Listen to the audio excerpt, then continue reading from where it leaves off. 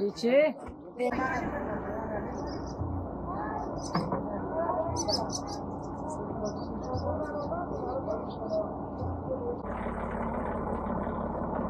Devam et bakalım.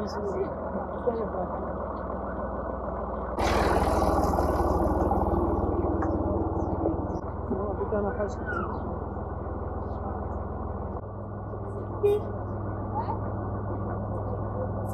Beşir'in Alaca Kesiktaş Köy muhtarıyım. Yıllardır su sıkıntısı maalesef sıkıntısını çekiyor yaşıyoruz. Köyümüz kurulduğundan bu yana hem Alaca köyüm hem Kesiktaş köyüm. Kesiktaş köyüm şu an 70 hane, Alaca köyüm 40 hane. Toplam 110-120 hane şu an köylerim var. Ve her iki köyümde maalesef şu an susuz. Nüfus sayısı 500-550-600'e yakındır. Bu kadar insan suyunu başka yerden temin etmektedir. Maalesef ya başka köye gidiyor ya bizden uzakta 5 kilometre 6 kilometre uzakta ya da baraja gidiyor ve bu barajın suyu da içilmiyor zaten. Mecbur kalıyor suyunu içmeye mecbur kalıyor. Kepçelerle yeri kazıyor. Maalesef yüzeysel suların o pis aktığı o göletlere boşanan o suyu maalesef köylüm şu an o göletlerden o pis suyu o göletlerden mecburen o suyu içmek zorunda kalıyor. Bizim amacımız buraya 50 yıl olan bu suyumuzu buraya bir su getirmeleridir. Bizim amacımız budur. Sayın Valimizden, Sayın Kaymakamımızdan, Sayın Devlet Büyüklerimizden bizim talebimiz şu ki şu her iki köyüme yıllardır bu çektiğimiz çileyi artık bir sonu vermektir. Talebimiz budur. Çok defa girişimde bulduk maalesef. Çok her yere dilekçelerimiz oldu. Gerekse valiliğe ben dilekçe verdim. Gerekse Sayın Kaymakamımıza aynı anda dilekçeler sundum bunu. Gerekçe sözlü olarak gerek dilekçe olarak ben her türlü imkanı kullandım. Elimden geleni yaptım. 2 yıl evvelinde 2 tane sondaj yapıldı. Şu gördüğünüz üst tepede 2 tane sondaj yapıldı. Birisinden 400 metre inildi. Diğerinde 250 metre inildi. Su çıkmadı. Geçen hafta kendi imkanlarımızla, köylü kendi imkanlarımızla gene 2 sondaj vurduk. 2 kuyu açtık. Maalesef 2 kuyu da boş çıktı. 2 günde bir, 3 günde bir özel idareden bize tankerlerle su geliyor. İçme suyu olarak, onu içme suyu olarak kullanıyoruz. Geri kalan sularımızı da barajdan 6 kilometre öteden barajdan temin. O da herkesin imkanı yok. Tankerlerle getiriyoruz. Herkesin imkanı yok. Benim olabilir, başkasının olmayabilir. Benim traktörüm olmayabilir. Çiftçidir adam. Hayvanı var ama imkanı yok oradan su getirmeye. Bu hayvanı nasıl sulayacak? Geçim kaynağı olan kendi hayvanı yıllardır üzerinde geçim kaynağı olan kendi hayvanını maalesef bugün su nedeniyle cüzi bir fiyata başka yere satmak zorunda kalıyor benim köylüm. Sine Deresi boğazından su oraya çıkarılırsa en azından her iki köyümde belki susuzluktan kurtarır ya da Raman Dağı'ndan Raman Dağı 5-6 kilometre ötede oradan da eğer verirlerse oradan da su çözümü kolaylıkla halledilir. Oradan elektriksiz hiçbir bedelsiz oradan daha maliyeti daha az bir şekilde bize en azından su ulaşılmış olur. Suyumuz olmadığı için bu köy göç olmak zorunda kalacak.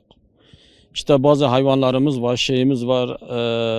Köyde bir sürü hayvanlar var. Olmazsa biz nehre birkaç köy hane gitti.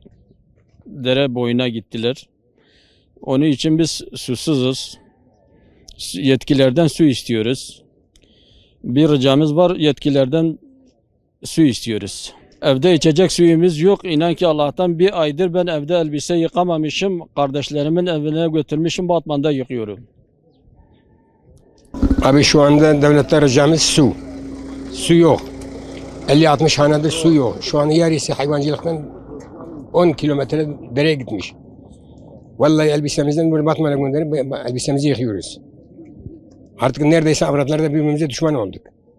Onlar su getiriyor, su sormuyor, onların boyundadır. Onlar da su bulamayınca başımıza bu iş patlıyor. Bir an evvel devlet arayacağımız su gelmesi için. Yoksa geri kalan da göç olup gidecek. Bu da yakışmaz yani bu ülkemize. Yakıştıramıyoruz yani doğrusu. Bir an evvel su rica ediyoruz.